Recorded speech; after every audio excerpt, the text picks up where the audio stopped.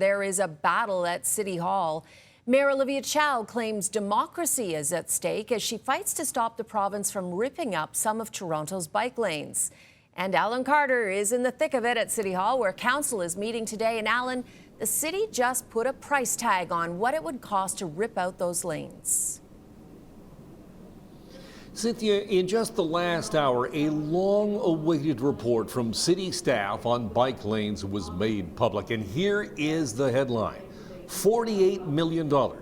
That's how much it will cost to remove bike lanes that were recently installed over the past few years.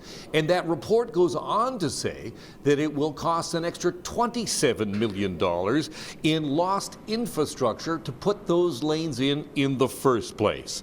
The report also includes stats on bike lane use, citing numbers along Yonge Street that show a 600% jump in some places in cyclists over the past 3 years.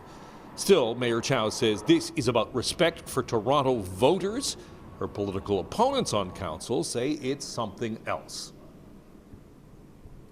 City of Toronto and the Torontonians need respect.